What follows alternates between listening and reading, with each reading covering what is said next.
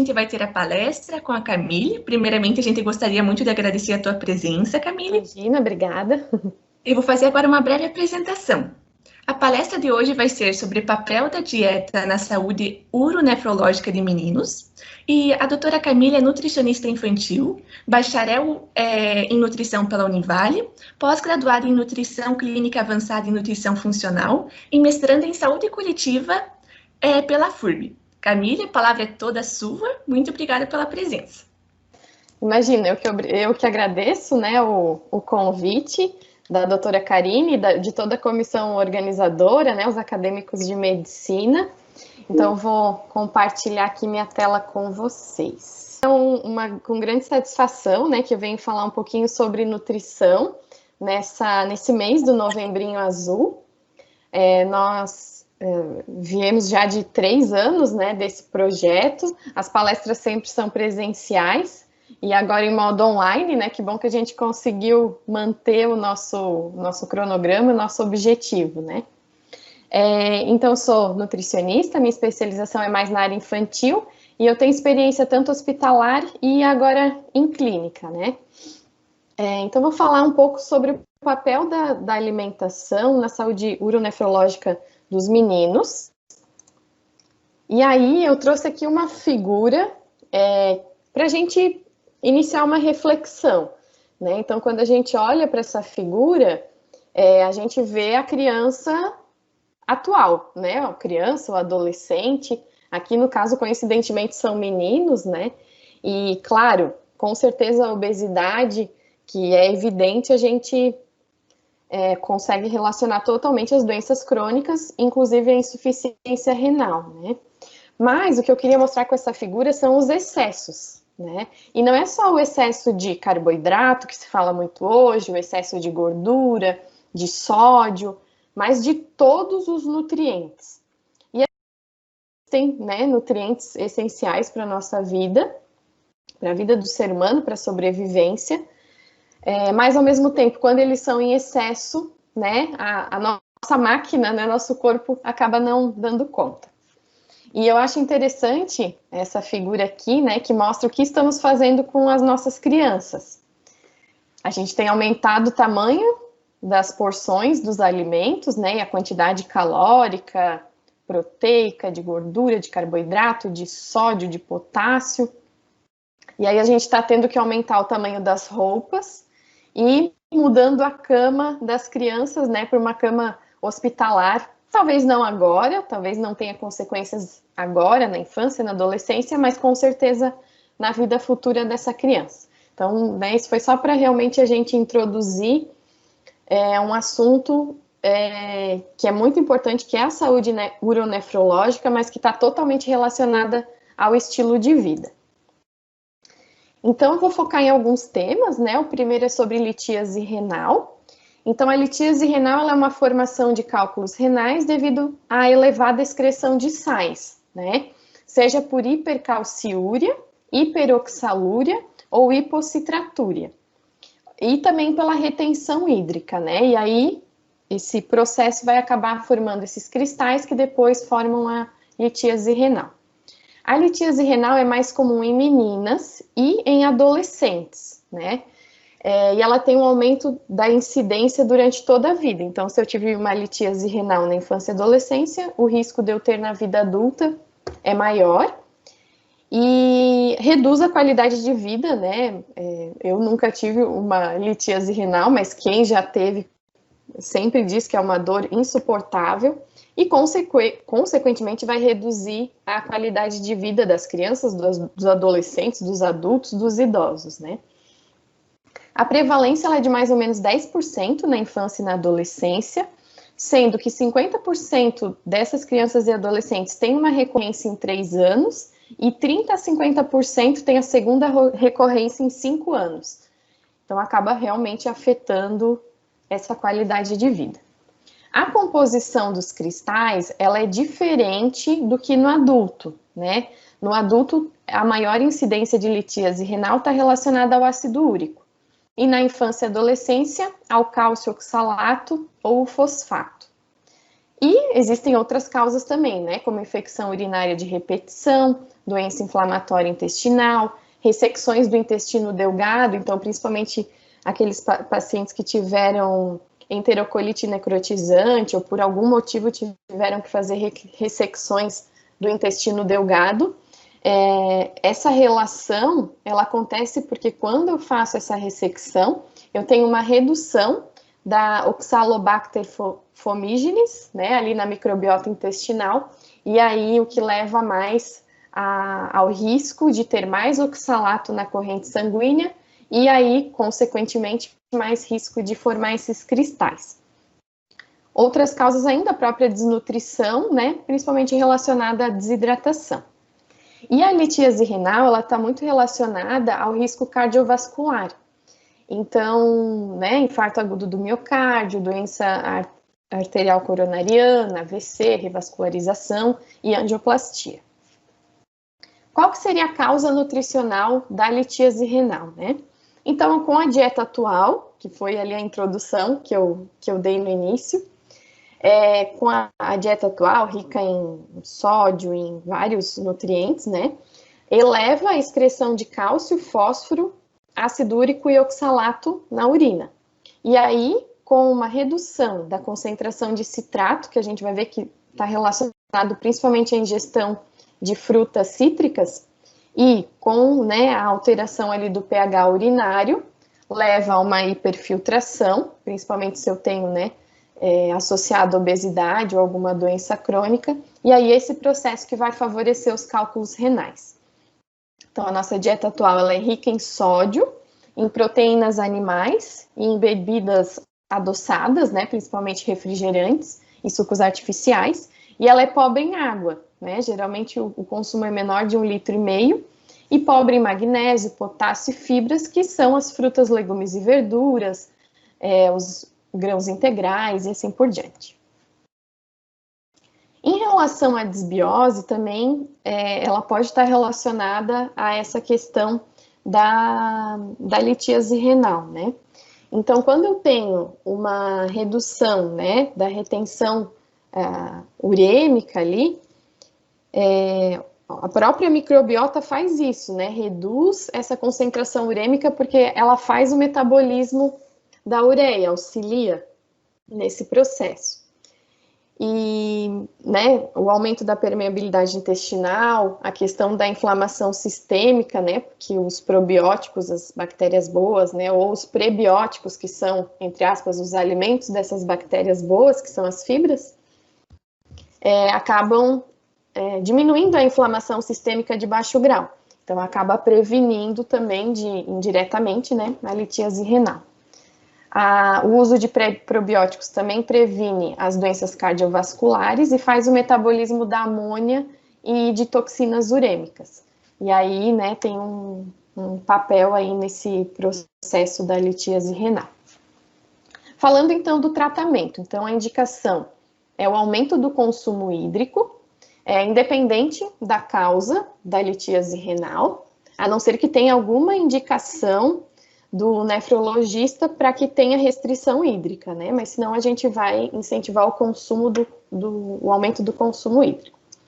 E a redução de sódio e o aumento de potássio na alimentação. Isso porque são dois nutrientes que se equilibram no organismo. E quando a gente fala de sódio, eu acho importante aqui abrir um parênteses, porque no consultório as mães me falam assim, não, a nefrologista, enfim, né, ou a cirurgiã, pediu que a gente moderasse o consumo de sódio. Então, eu troquei o sal normal pelo sal rosa do Himalaia, ou pelo sal negro, ou pelo sal temperado. Mas cabe aqui ressaltar que a questão, muitas vezes, não é o sal em si que a gente utiliza, né, e sim o sódio que está nos alimentos. Então, por exemplo, uma garrafa de molho shoyu, de 900 ml, ela tem mais ou menos 300 a 400 gramas de sal. Então, quando eu uso shoyu, eu uso, entre aspas, mais sal do que o próprio sal. Quando eu uso um caldo pronto, né, industrializado, Porque isso as mães comentam também, eu não uso sal, eu só uso o caldinho da marca X, né? E um tabletinho daquele caldo tem 100% do sódio que um adulto pode consumir no dia. Imagine uma criança. E o que eu acho importante também é que hoje em dia tem, né? O caldo para você usar no feijão, para você usar no arroz, para você usar na carne e na salada. E aí essa questão do sódio vai se somando, sem dúvida.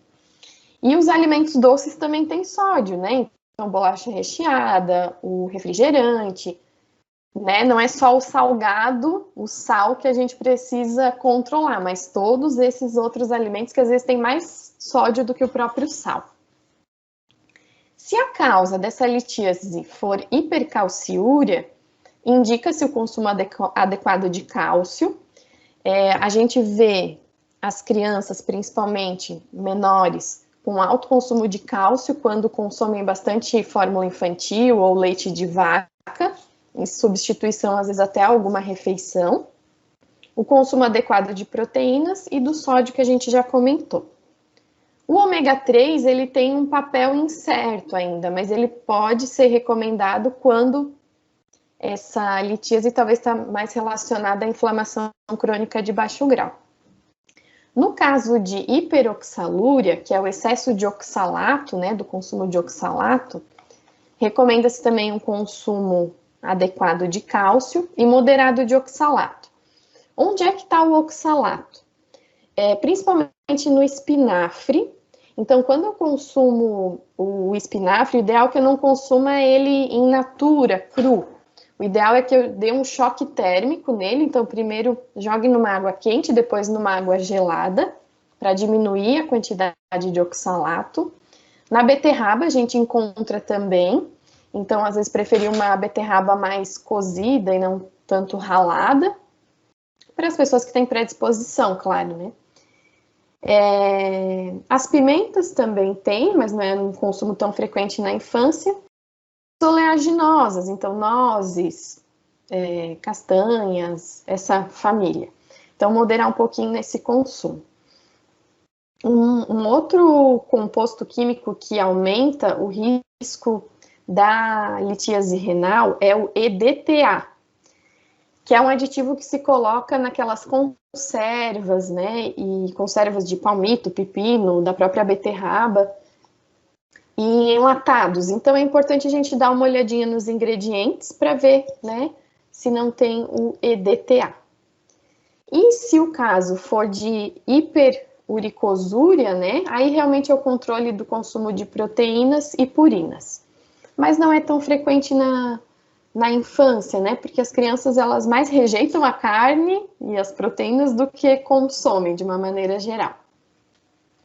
Se a causa for hipocitratúria, porque o citrato, ele auxilia com que esses nutrientes, né, seja ali o cálcio, o fosfato, eles não se quelem, né? Então, não formem os cristais.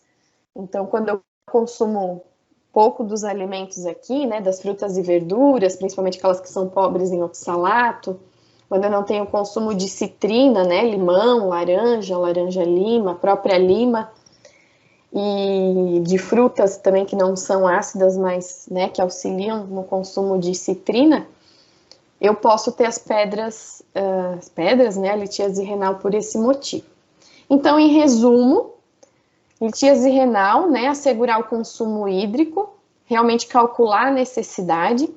Às vezes as mães comentam no consultório assim, a gente pergunta, né, como é que é a água? Não, a água consome bastante. Mas quanto que é esse bastante? Né? Acho que isso é importante a gente investigar, digamos assim.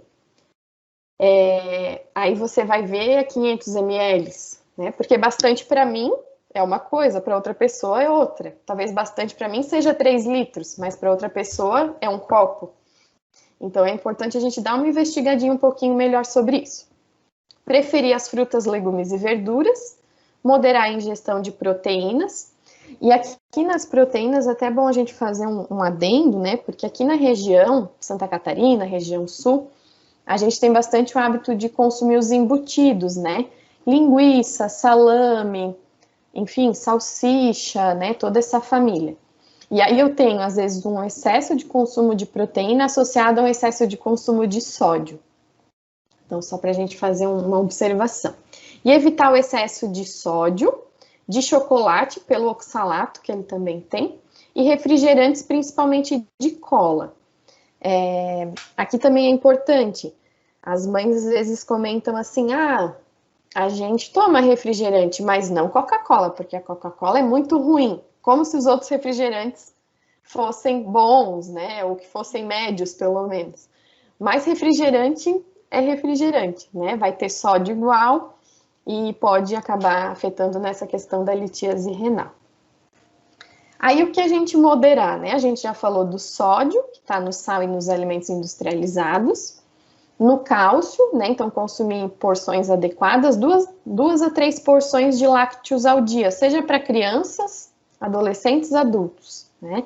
E aí os lácteos entra queijo, leite, iogurte, toda essa família.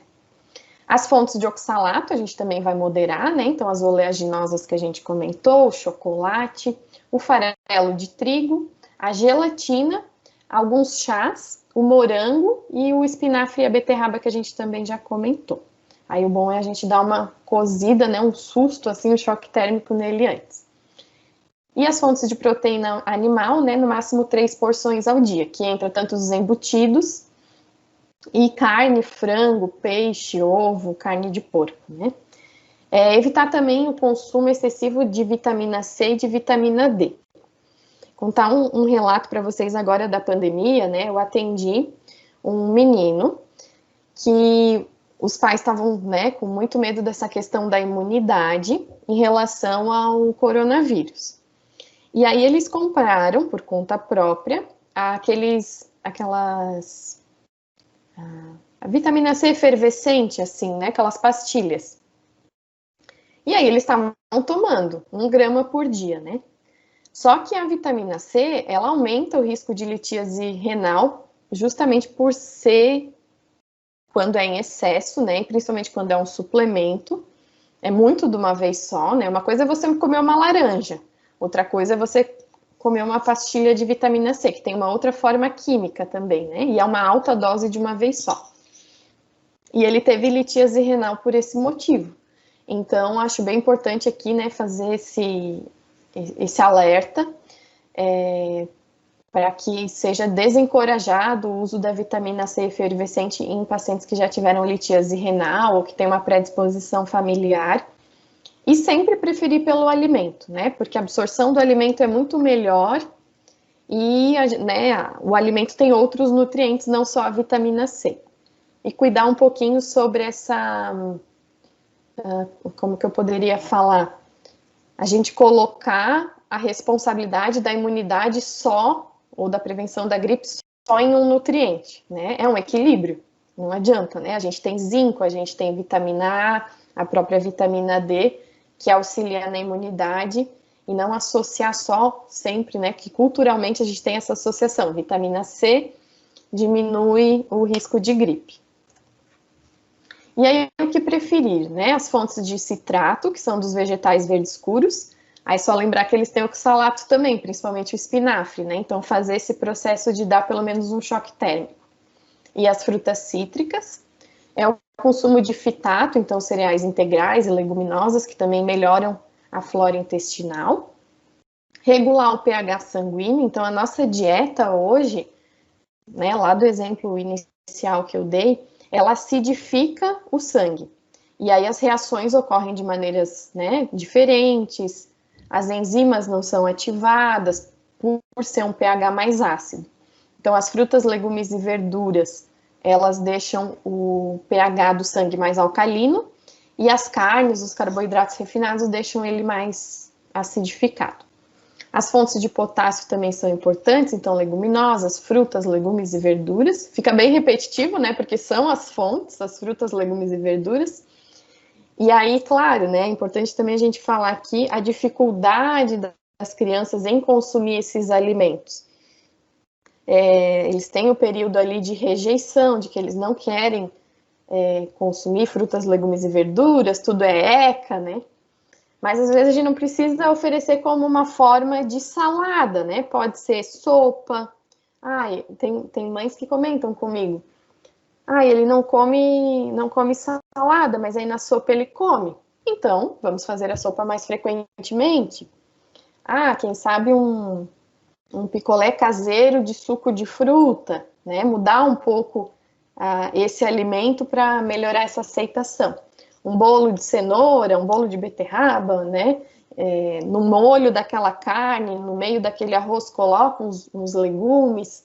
Às vezes, no início, a gente tem que bater tudo no liquidificador, né? Eu dou essa dica para as mães. Faz um suco de cenoura, por exemplo, e cozinha o arroz naquele suco de cenoura, né? Água batida com cenoura. Aí não vai ficar aqueles pedacinhos de cenoura, porque no início a criança rejeita muito. E aí assim é o primeiro caminho. Né? Eu sempre digo que às vezes é importante a gente dar um passo para trás para dar dois para frente. Então, às vezes a gente tem que voltar um pouquinho e ir inserindo de uma maneira que a criança tenha abertura depois para experimentar esse alimento. Nunca mentindo, né? Se ela te perguntar, tem cenoura? Tem. Mas, né, nunca escondendo ou mentindo, mas tentando inserir para que esse paladar vá se acostumando.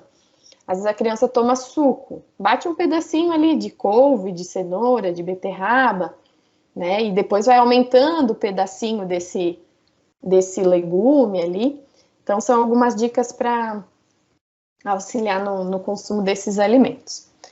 As fontes de probióticos, né, que diminuem a desbiose intestinal, então kefir, iogurte natural e coalhada, a água com pH mais neutro e a prática de atividade física. Aí agora a gente entra no assunto de infecção urinária, né, que é bem frequente em crianças, principalmente. Uma das mais comuns, né, uma das infecções mais comuns da infância. Quando a criança tem febre, 6 a 8%, né, tem a febre em decorrência da infecção urinária e 30% dessas crianças têm essa infecção urinária recorrente. As causas são principalmente Escherichia coli, Klebsiella, Proteus, Enterobacter e Enterococcus espécies. E hoje se estuda muito, então, essa questão da desbiose intestinal, né, da microbiota intestinal fazendo um papel de profilaxia para as infecções urinárias, né? Às vezes a criança tem uma infecção urinária recorrente, a gente começa a usar um probiótico e já tem uma grande melhora, além de outras estratégias. Alguns estudos que eu encontrei na revisão, né, que eu fiz para essa palestra, a profilaxia com antibiótico e com probiótico não foi estatisticamente diferente, né? No caso dos lactobacilos, o papel é incerto, né? Não teve efeito na profilaxia, mas claro, isso aqui são estudos, né? Às vezes no dia a dia a gente utiliza e vê resultado. Claro, porque sempre depende da causa dessa infecção. Se for mais relacionada à higiene pessoal, talvez mesmo usando um probiótico não tenha efeito, né? Mas os lactobacilos podem ser usados quando a gente utiliza o antibiótico para infecção urinária, a criança tem diarreia. E aí eu posso utilizar os lactobacilos, tem várias espécies, né, de lactobacilos, para reduzir o efeito, né, o efeito colateral desse uso de antibiótico. A gente tem também Saccharomyces boulardii, ele é um antagônico ao patógeno da infecção urinária, a gente pode utilizar 5 bilhões por dia, né, geralmente manipulado, e ele reduz os episódios recorrentes de infecção urinária, então, né, algo bem importante e melhora a imunidade, claro. Outro alimento que se estuda bastante na infecção urinária é o cranberry. Então, ele é bem tolerado, ele não tem efeitos adversos encontrados até o momento. 46% dos pacientes, né, tem uma profilaxia da recorrência em até 1 ano utilizando o cranberry. A efetividade é comparada ao antibiótico. Claro, se eu tenho uma infecção, eu vou utilizar antibiótico, né, mas porque às vezes a gente fica nessa, vou usar algo mais natural, né, cranberry, porque é criança, eu não quero dar medicação. Mas né, a medicação ela é imprescindível e aí os nutrientes, os alimentos, os probióticos vêm como coadjuvante. Acho que isso é bem importante a gente falar, né? A dose e a frequência ainda está meio discutível, mas, né, alguns estudos que eu encontrei, o uso de 120 ml de suco ou de chá de cranberry, ou 5 ml por quilo, né, com no máximo 300 ml ao dia, com uso por 6 meses, né, reduz a incidência de infecção urinária. Pode ser utilizado o suco, né, e o suco, os estudos mostram que reduz a infecção urinária em meninos sem circuncisão e reduz o crescimento de bactérias gram-negativas. Aqui algumas opções que a gente vai encontrar no mercado, que tem cranberry na composição, só, né, fazer um adendo aqui, que o ideal seria a fruta seca, né, o cranberry mesmo seco, ou fazer o chá de sachê mesmo, mas que seja só cranberry, porque a maioria das opções aqui, desses sucos, tem adoçante, né, corantes, conservantes, além do cranberry. Então, acho que é importante a gente sempre priorizar fontes mais naturais, né, e que sejam só aquele ingrediente, não com mais açúcar, ou adoçante, ou sódio, e assim por diante. E aí, meu último tema aqui é sobre a bexiga hiperativa, né, que está relacionada com a incontinência urinária. Ela pode estar relacionada, né, não necessariamente que uma seja a causa da outra sempre. Mas falando de bexiga, ela é uma síndrome caracterizada pelo sintoma de urgência para urinar, com ou sem incontinência, e geralmente associada à frequência de micção, né, uma maior frequência, e noctúria. 5 a 12%, né, a prevalência em crianças de 5 a 10 anos, e 0,5% em adolescentes de 16 a 18 anos. Ela pode permanecer durante toda a vida, né, e é mais comum em crianças com ansiedade, depressão e déficit de atenção. E aí ela está relacionada, claro, com os alimentos consumidos, com essa parte psicológica, e a parte comportamental também. Então, não dá para a gente trabalhar sozinhos, né? A gente precisa ter uma equipe multiprofissional aí para que seja identificada a real causa e que se possa fazer um tratamento adequado. A constipação também está muito relacionada com essa questão da incontinência urinária. Por quê? Se eu tenho incontinência urinária, eu vou reduzir o meu consumo de líquidos, para mim não, né, ter um excesso de líquido na bexiga e ter a incontinência e a micção, né? Quando eu reduzo os líquidos, eu tenho constipação intestinal. Com essa constipação, eu não consigo fazer as evacuações adequadamente, e aí eu tenho uma distensão intestinal, né? Com essa distensão intestinal, a bexiga está ali perto do intestino. Então, eu tenho uma maior pressão na bexiga, o que piora a incontinência urinária. Então, a gente reduzir muito o consumo de líquidos das crianças ou, né, em qualquer idade, reduzir os líquidos na incontinência urinária não é um bom caminho, porque a gente pode acabar piorando essa situação. O que a gente pensaria que seria óbvio, né, de reduzir o consumo de líquidos, pode piorar a incontinência. Então, fica aí de alerta, né? O tratamento, então, é o ajuste do peso corporal, porque, claro, o excesso de peso, a obesidade, vai acabar também aumentando essa pressão ali, né, na bexiga. O controle do consumo de cafeína, lembrar que a cafeína ela é diurética e ela é estimulante.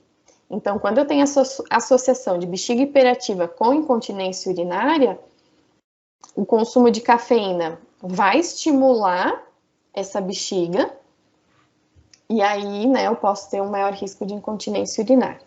As bebidas carbonatadas também, porque acabam tendo, né, os refrigerantes, bem dizer, acabam tendo sódio e também cafeína associada, ou o guaraná, né, que também é estimulante, e bebidas alcoólicas. O consumo de vitamina C e D, né?